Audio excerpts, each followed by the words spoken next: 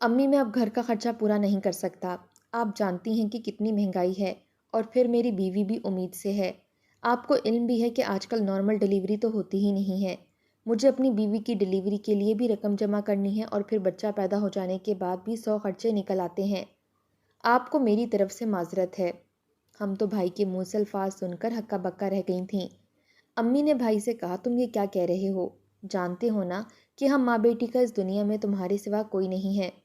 تم نے ہم سے ہاتھ کھینچ لیا تو ہم کیا کریں گی؟ بھائی نے کندھے اچکا دیے تھے اور بولا، مجھے نہیں پتا کہ اب آپ کیا کریں گی۔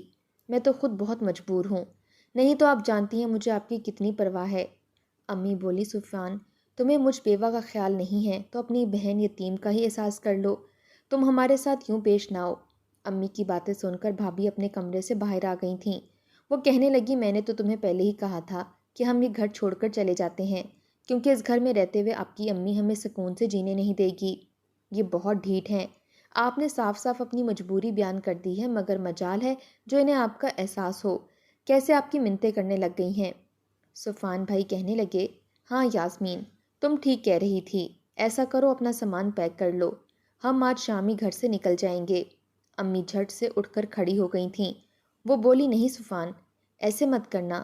ٹھیک ہے، تم گھر میں خرچہ نہیں دینا چاہتے تو نہ دو، مگر گھر سے مت جانا۔ چلو، میرے لیے یہی کافی ہے کہ میرے گھر میں ایک مرد موجود ہے جس کے باعث میری بیٹی محفوظ رہے گی۔ کوئی میلی آنکھ نہیں ڈال سکے گا میری بیٹی پر۔ بھائی کہنے لگا، امی دیکھ لیں، آپ کے پاس وقت ہے، سوچ لیں، آپ ہمیں اس گھر میں دیکھنا چاہتی بھی ہیں یا نہیں۔ اتنا کہہ کر بھائی گھر سے باہر نکل گیا تھا۔ بھابھی بھی اپنے کمرے میں گھس گئی تھیں۔ میں امی کے پاس آ کر بیٹھ گئی۔ امی مجھے دیکھتے ہی پھوٹ پھوٹ کر رونے لگی تھیں۔ میں اونچی آواز میں بولی، ان دونوں میاں بیوی کو گھر سے نکال کر باہر پھینک دیں۔ یہ گھر آپ کے نام پر ہے۔ یہ دونوں میاں بیوی یہاں سے چلے جائیں گے تو ہم کرایہ دار رکھ لیں گے، ہمارا خرچ نکلتا جائے گا، تو پھر ہم نے ان کا کیا کرنا ہے؟ امی نے میرے لبوں پر ہاتھ رکھ دیا۔ ملائکہ، تمہیں میرے سر کی قسم ہے، خاموش ہو جاؤ، ایسی باتیں اپنے منہ سے مت نکالو۔ مجھے غصہ تو بہت آیا ہوا تھا، مگر امی کی وجہ سے چپ ہو گئی۔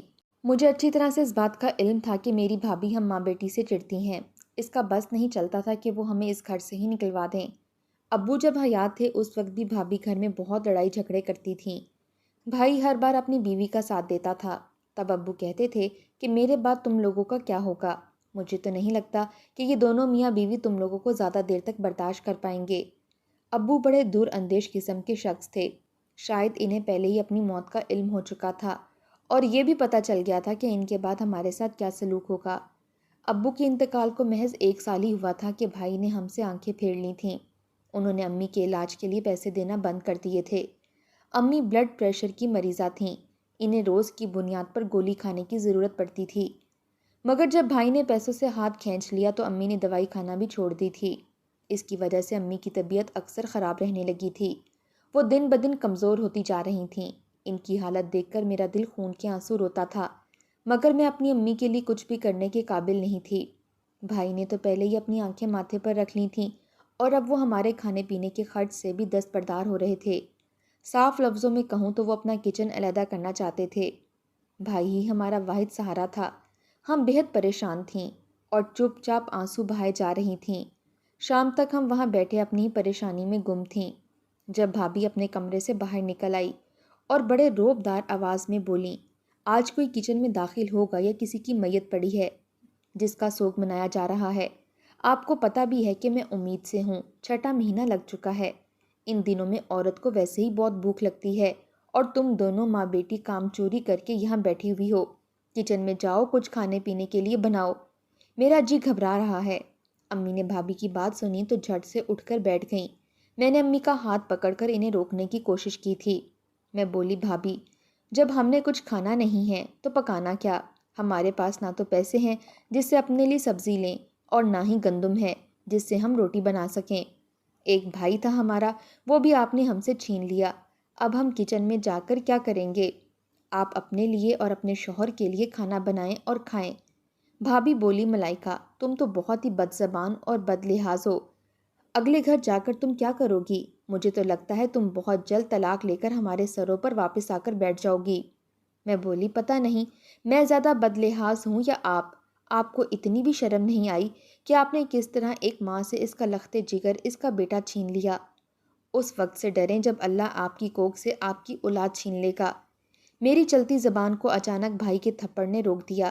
مجھے نہیں معلوم تھا کہ بھائی گھر میں داخل ہو چکا ہے۔ اس نے جب میرے الفاظ سنے تو وہ خود پر قابو نہ رکھ پایا اور آتے ہی اس نے میرے منہ پر تھپڑ جڑ دیا۔ میں کانپ کر رہ گئی تھی کیونکہ آج تک مجھ پر کسی نے ہاتھ نہیں اٹھایا تھا۔ میں بھاگ کر کمرے میں چلی گئی تھی۔ امی بھی میرے پیچھے ہی آ گئی تھیں۔ امی بہت غصے میں تھیں۔ کہنے لگیں، تمہیں شرم آنی چاہیے، تم نے اس طرح کے الفاظ اپنے منہ سے نکالے ہی کیوں؟ تم نے میرے پوتے کو بد دعا کیوں دی؟ تمہارا شکوہ بھابھی سے تھا، اس معصوم جان سے تو نہیں تھا جو دنیا میں آیا بھی نہیں ہے، اور تم اسی کو بد دعائیں دینے لگ گئی ہو۔ میں امی کے گلے لگ گئی اور پھوٹ پھوٹ کر رونے لگی تھی۔ میں بولی، امی مجھے نہیں پتہ چلا کہ میرے منہ سے یہ الفاظ کیسے نکل گئے۔ میرا ہرگز یہ مقصد نہیں تھا۔ میں اس چھوٹے بچے کو بد دعا دینا نہیں چاہتی تھی۔ میں تو بھابھی کو اللہ کے عذاب سے ڈرا رہی تھی۔ میں چاہتی تھی کہ وہ ڈر جائیں اور ہمارے ساتھ ایسا رویہ نہ رکھیں۔ امی جو پہلے ہی بہت دکھی تھی، آج وہ بھی میرے گلے لگ کر روتی رہیں۔ اتنے میں بھائی کمرے میں آ گیا اور کہنے لگا، امی اگر یہ رونا دھونا ختم ہو گیا ہو تو کچن میں چلی جائیں، میری بیوی کو بھوک لگی ہے، اس کے لیے کھانا بنا دیں۔ امی نے جلدی سے آنسو صاف کیے اور کہنے لگی، ہاں ہاں سفیان، تم فکر نہ کرو، میں ابھی کچن میں جاتی ہوں۔ امی نے مجھے چھوڑا اور کمرے سے باہر چلی گئیں۔ مجھے لگا شاید ان لوگوں کا دل موم ہو گیا ہے جو بضد ہیں کہ کھانا امی ہی بنائیں گی۔ اس کا یہی مطلب تھا کہ کھانا دونوں کے لیے نہیں بلکہ 4 لوگوں کے لیے بنے گا۔ رو رو کر میرے بھی سر میں درد شروع ہو گیا تھا اور زوروں کی بھوک لگنے لگی تھی۔ میں کمرے میں اندھیرا کر کے لیٹی ہوئی تھی، باہر جانے سے ڈر لگ رہا تھا۔ مجھے یہی خوف تھا کہ کہیں بھائی مجھے پھر سے نہ مارنے لگے۔ مجھے امی کا انتظار تھا کہ وہ کب کمرے میں آئیں گی اور مجھے آ کر کھانا دیں گی۔ یوں ہی انتظار کرتے کرتے رات کے 9 بج گئے تھے۔ جب امی کمرے میں داخل ہوئی تو میں جلدی سے اٹھ بیٹھی تھی، مگر یہ دیکھ کر تو میں دنگ رہ گئی کہ امی کے ہاتھ تو خالی تھے۔ میں بولی، امی میرا کھانا کہاں ہے؟ امی کی آنکھوں میں آنسو آ گئے تھے۔ وہ کہنے لگیں، بیٹا سارا دن مزدوری کرتی رہی ہوں کچن میں، کھانا تو مجھے بھی نہیں ملا تو تمہیں کہاں سے مل جائے گا؟ اتنا کام اگر میں کسی کے گھر کچن میں جا کر کرتی تب بھی وہ مجھے 2 وقت کی روٹی اور سالن کا پیالہ ضرور دیتے، مگر یہ اپنے لوگ ہیں، جانتی ہو نا کہ اپنوں کی ضمیر مرے ہوئے ہوتے ہیں۔ میں اٹھ کر امی کے پاس آ گئی تھی۔ میں بولی، امی آپ کو بھوک لگی ہے؟ امی نے سر ہلا دیا اور یہ دیکھ کر تو میرا کلیجہ ہی کٹ کر رہ گیا تھا۔ میں بولی، امی آپ فکر نہ کریں، میں ابھی انتظام کرتی ہوں۔ میں اتنا کہہ کر کمرے سے باہر جانے لگی تو امی نے میرا ہاتھ تھام لیا اور مجھے باہر جانے سے روک دیا۔ میں بولی، کیا بات ہے امی؟ انہوں نے اپنے دونوں ہاتھ میرے سامنے جوڑ دیے تھے۔ وہ کہنے لگیں، میرے لیے کوئی فساد کھڑا مت کر دینا، میں نہیں چاہتی کہ تمہارا بھائی اس گھر سے جائے۔ تمہیں تو معلوم ہے نا، جب تک مرد گھر میں ہوتا ہے وہاں کی عورتیں محفوظ ہوتی ہیں، اگر گھر میں مرد نہ ہو تو دوسرے مردوں کو راستہ مل جاتا ہے اور پھر لوگ باتیں بھی بہت بناتے ہیں۔ میری بیٹی کوئی ایسی ویسی حرکت نہ کر دینا جس سے تمہارا بھائی ناراض ہو کر یہ گھر چھوڑ کر چلا جائے۔ امی آپ یہ کیسی باتیں کر رہی ہیں؟ میں ایسا کچھ بھی نہیں کروں گی، میں آپ کو مزید دکھ نہیں دوں گی، آپ مجھ پر بھروسہ رکھیں۔ میں اتنا کہہ کر کمرے سے باہر چلی گئی تھی۔ میں نے سر پر دوپٹہ کیا اور گھر سے باہر نکل گئی تھی۔ میں نے پڑوس کا دروازہ بجایا تھا۔ آنٹی فوزیہ میری امی کی بہت ہی اچھی دوست تھیں، مجھے امید تھی کہ وہ میری مدد ضرور کریں گی۔ انہوں نے جب دروازہ کھولا تو مجھے دیکھ کر حیران رہ گئیں۔ کہنے لگی، کیا بات ہے بیٹی، خیر تو ہے، تم اس وقت ہمارے گھر کیسے آ گئی؟ امی کو بہت بھوک لگی ہے اور گھر میں کھانے کو کچھ نہیں ہے، آپ کے پاس تھوڑا سا کھانا موجود ہے تو مجھے دے دیں۔ آنٹی کی آنکھوں میں آنسو آ گئے تھے۔ وہ کہنے لگیں، آپ کے گھر میں کھانے کے لیے کچھ کیوں نہیں ہے؟ پہلے تو کبھی ایسا نہیں ہوا تھا۔ میں نے کہا، بھائی نے میری اور امی کی کفالت کرنے سے انکار کر دیا ہے۔ امی سارا دن کچن میں کام کرتی رہی ہیں، اس کے باوجود ہمارے پاس کھانے کے لیے کچھ بھی نہیں ہے۔ آنٹی نے جلدی سے مجھے تازہ روٹی بنا کر دی اور سالن دیا تھا۔ میں ان کا شکریہ ادا کر کے واپس گھر آ گئی۔ امی کو کھانا دیا تو وہ بھی بے انتہا خوش ہو گئی تھیں۔ پھر کہنے لگیں، بیٹی تم نے بلا وجہ ہاتھ پھیلایا، میرا دل ناراض ہے کہ تمہیں مانگنا پڑا ہے، میں نے تو کبھی تم لوگوں کو مانگنا سکھایا ہی نہیں ہے۔ میں بولی، امی جب اپنے بغیرت ہو جائیں تو دوسروں سے مدد لینے میں کوئی حرج نہیں ہے۔ امی کہنے لگی، ملائکہ مجھے تمہاری زبان سے بہت ڈر لگتا ہے، تم ضرور میرے لیے کوئی تماشا کھڑا کرو گی۔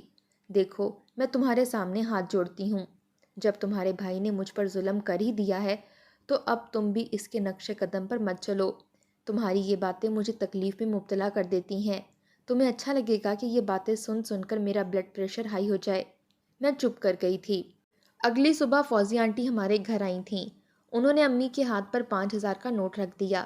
امی نے وہ پیسے لینے سے انکار کر دیا تو آنٹی فوزیہ نے امی کو اپنے سر کی قسم دے دی تھی۔ وہ کہنے لگیں کہ اگر تم نے مجھے کبھی اپنی بہن سمجھا ہے تو تم مجھ سے مدد لے لو، نہیں تو میں یہی سمجھوں گی کہ ہمارا رشتہ کھوکھلا تھا۔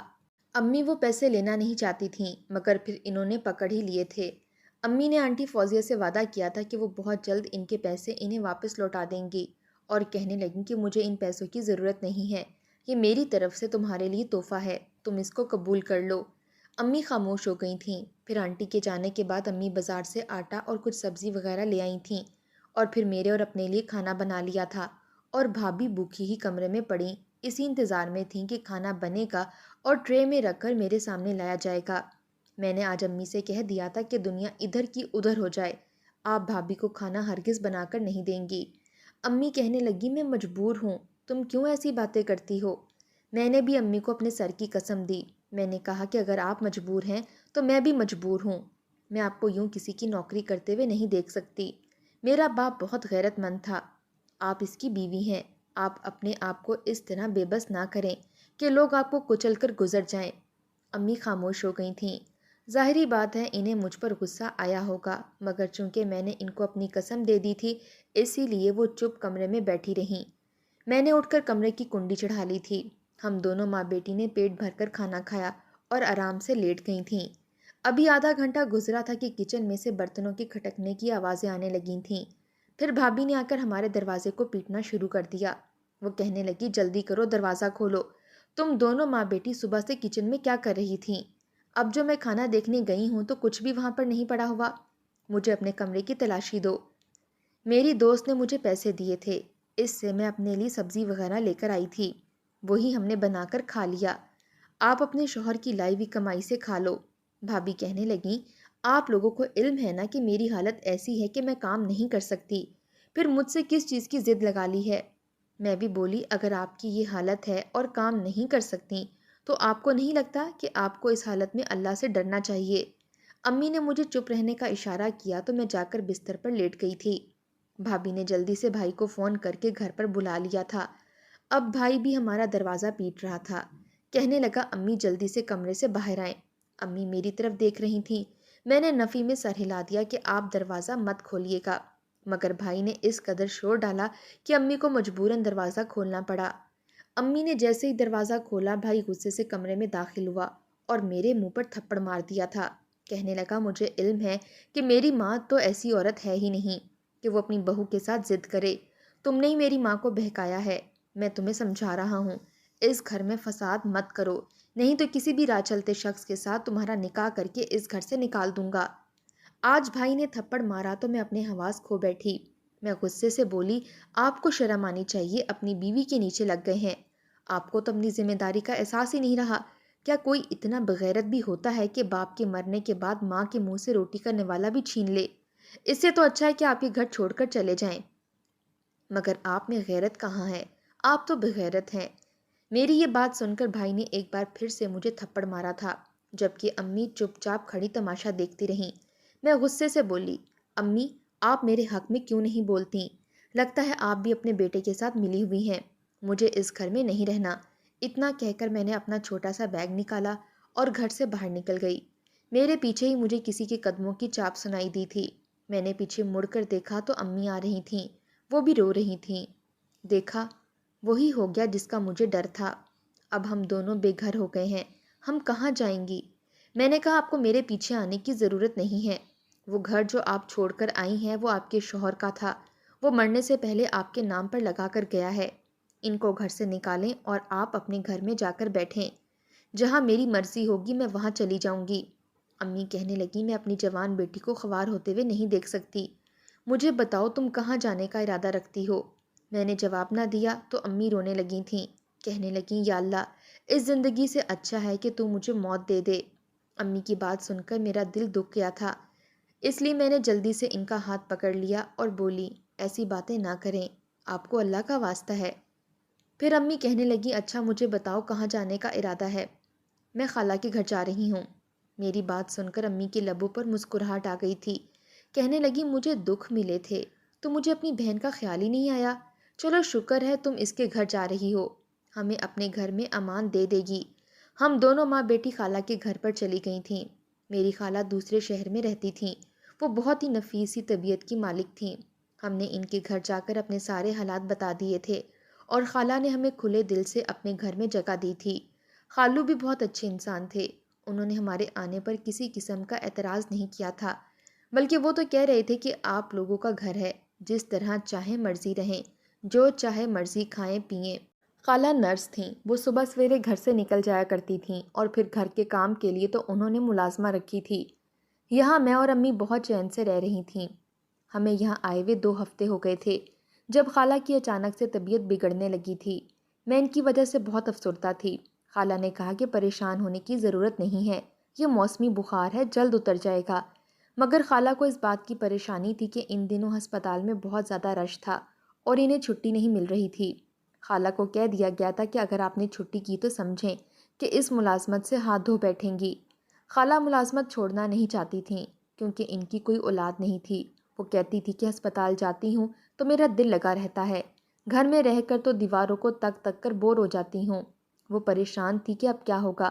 تب میں نے کہا کہ اگر آپ اجازت دیں تو آپ کی جگہ پر میں ہسپتال چلی جایا کروں گی۔ خالہ کو میرا مشورہ اچھا لگا۔ وہ کہنے لگیں ٹھیک ہے، میں ڈاکٹر سے بات کروں گی، اگر وہ اجازت دے دیں تو تم چلی جایا کرو۔ اور انہوں نے ڈاکٹر سے پوچھا تو اس نے اجازت دے دی تھی، کیونکہ خالہ کی طبیعت سچ میں خراب تھی، وہ ہسپتال جانے کی کنڈیشن میں نہیں تھیں، جبکہ ہسپتال میں بھی کسی کی ضرورت تھی۔ میں ہسپتال جانے لگی تھی اور تب مجھے خالہ نے ایک بات کہی تھی۔ وہ کہنے لگی میری ایک بات یاد رکھنا، دنیا ادھر کی ادھر ہو جائے، تم کسی ڈاکٹر سے پیسے مت لینا اور نہ ہی کسی سے بات کرنے کی کوشش کرنا۔ میں نے خالہ کی بات کو پلو سے باندھ لیا تھا اور ہسپتال جانے لگی تھی۔ میں اپنے کام سے کام رکھتی تھی۔ ایک سینئر نرس تھی جو مجھے کام بتا دیا کرتی تھی۔ مجھ پر زیادہ کام کا لوڈ نہیں تھا کیونکہ میں اس کام میں نہ تجربہ کار تھی۔ بس مجھے مریضوں کا خیال رکھنے کی تاکید کی جاتی تھی اور جیسے کسی مریض کی حالت بگڑنے لگتی میں وہاں پر ڈاکٹر یا کسی دوسری نرس کو بلا لاتی تھی۔ یوں ہی کافی دن گزر گئے تھے۔ میں نے کسی سے بھی بات نہیں کی تھی۔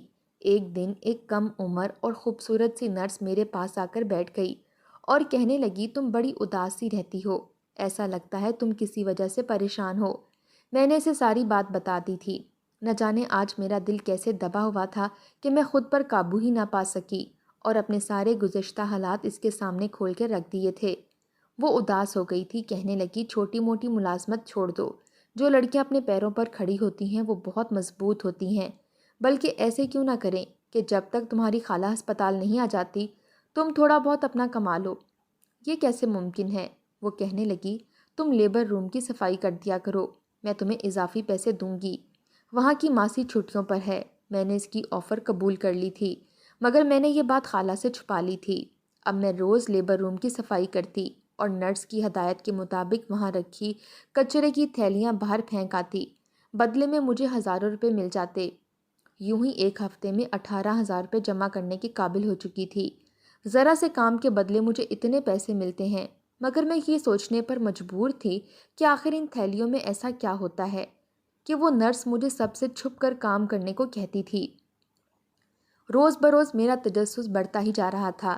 ایک دن میں نے دیکھا کہ ایک بڑی سی گاڑی ان کچرے کی تھیلیوں کو اٹھا رہی ہے۔ وہ بڑی ہی خوبصورت سی گاڑی تھی۔ وہ کچرا اٹھانے والی تو بالکل بھی نہیں لگتی تھی۔ اب مجھے لگا کہ بات اتنی سیدھی سی نہیں ہے جتنی مجھے لگ رہی ہے، ضرور اس میں کوئی راز پوشیدہ ہے۔ تو تجسس سے مجبور ہو کر اس بار خود تھیلی کھول کر دیکھی، کیونکہ اس کے اندر تو ہسپتال کی بہت مہنگی مہنگی ادویات اور ٹیکے وغیرہ ڈالے ہوئے تھے۔ یہ ایک سرکاری ہسپتال تھا اور یہاں پر غریب غربا کا مفت علاج کیا جاتا تھا، مگر کچھ دنوں سے ہسپتال میں یہ خبر ہو رہی تھی کہ یہاں کی ادویات اور ٹیکے وغیرہ کم پڑنے لگے ہیں۔ سینئر ڈاکٹرز کا تو یہی خیال تھا کہ شاید مریض بہت زیادہ آنے لگے ہیں جس کی وجہ سے ساری ادویات ختم ہو رہی ہیں۔ اب میں نے دیکھا تھا کہ ادویات چونکہ کم پڑ گئی تھیں تو ہسپتال کی جانب سے فری نہیں دی جا رہی تھیں، بلکہ مریضوں کو پرچی بنا کر دی جاتی تھی جس پر ادویات وغیرہ لکھی ہوتی تھیں، جو کہ لوگوں کو خود ہی خریدنا پڑ رہی تھیں۔ اب میں سارا کھیل سمجھ گئی۔ یہ نرس مجھ سے غیر قانونی کام کروا رہی تھی اور ادویات اور انجیکشن مجھ سے باہر پھینکوا دیتی تھی، جو کہ ایک گاڑی آ کر لے جاتی تھی۔ یقیناً وہی ادویات کسی دوسری جگہ پر فروخت کر کے لاکھوں روپے کما رہے تھے۔ اس کی وجہ سے بہت سے غریب لوگوں کو پریشانی کا سامنا کرنا پڑا۔ میں نے سوچ لیا تھا کہ میں اس کام میں اس کا ساتھ نہیں دوں گی، چاہے دنیا ادھر کی ادھر ہو جائے، میں اس کا یہ راز فاش کر کے ہی رہوں گی۔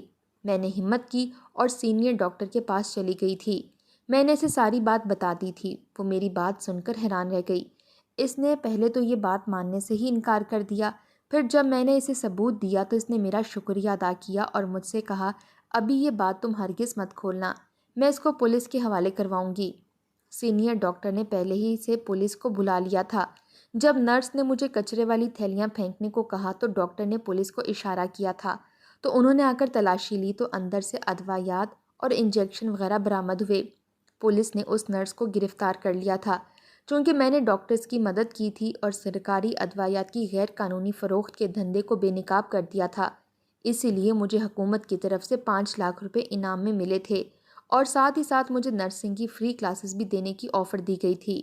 میں بے انتہا خوش تھی۔ میں نے یہ بات جب خالہ اور امی کو بتائی تو وہ بھی خوش ہو گئیں۔ پھر امی نے کہا کہ اب ہم واپس اپنے گھر چلے جاتے ہیں، کیونکہ ہمارے پاس اتنے پیسے جمع ہو گئے ہیں کہ ہم آرام سے گزارا کر سکیں گے۔ اب تو خالہ بھی ٹھیک ہو گئی تھیں، اسی لیے وہ واپس ہسپتال جانے لگی تھیں۔ ہم بھی اپنے گھر واپس آ گئے تھے۔ مجھے میرے شہر میں نرسنگ کی فری کلاسز دی جانے لگی تھیں۔ بھائی اور بھابھی ہماری آمد پر سخت پریشان تھے۔ بھابھی کے آخری ایام چل رہے تھے، مگر وہ پھر بھی ہمارے ساتھ زبان درازی سے باز نہیں آتی تھیں۔ لیکن چونکہ میں اپنا کام کرتی تھی تو مجھے ان کی پرواہ بالکل بھی نہیں رہی تھی۔ امی نے بھی بھائی کو صاف صاف کہہ دیا تھا کہ صفوان، اگر تم یہ گھر چھوڑ کر جانا چاہتے ہو تو میری طرف سے چلے جاؤ، اب مجھے تمہاری ضرورت نہیں رہی۔ بھائی تو یہ بات سن کر گھبرا گیا تھا، کیونکہ اتنی مہنگائی کے دور میں گھر کے کرائے دینا آسان بات نہیں تھی، اسی لیے وہ معصوم سے بن گئے تھے۔ امی سے معافی مانگنے لگے تھے۔ مجھے سمجھ آ گئی تھی کہ انہوں نے پہلے ہی گھر چھوڑنے کا ناٹک صرف اسی لیے رچایا تھا تاکہ انہیں ہمارا خرچ نہ برداشت کرنا پڑے، جبکہ ان کا تو گھر چھوڑنے کا کوئی ارادہ ہی نہیں تھا۔ کچھ عرصے بعد میں اپنا کمانے لگی تھی تو بھائی اور بھابھی میرے سامنے پیچھے چلے جاتے تھے۔ میں نے بھی انہیں معاف کر دیا تھا، کیونکہ میری زندگی میں اب کسی بھی چیز کی بالکل بھی کمی نہیں تھی۔ میرے خیال میں اگر کوئی ہمارے ساتھ برا کرے اور ہم اسے معاف کر دیں تو یہ اس پر احسان نہیں ہوگا، بلکہ یہ ہمارا خود پر احسان ہوتا ہے، کیونکہ اس طرح ہم خود کو منفی خیالات سے دور کر لیتے ہیں۔ میری امی نے بھی ان دونوں کو معاف کر دیا تھا اور میں نے بھی اب گھر میں ایک کام کرنے والی ماسی رکھ لی تھی جو ان کے سارے کام کاج کر جاتی تھی۔ بھابھی بھی بڑی شرمندہ شرمندہ سی پھرتی ہیں، وہ تو ہم سے نظریں ملانے کے بھی قابل نہیں ہیں۔ خیر، میں اور امی اب اپنی زندگی سے مطمئن ہیں اور ہمیں کسی کے احسان کی کوئی ضرورت نہیں رہی۔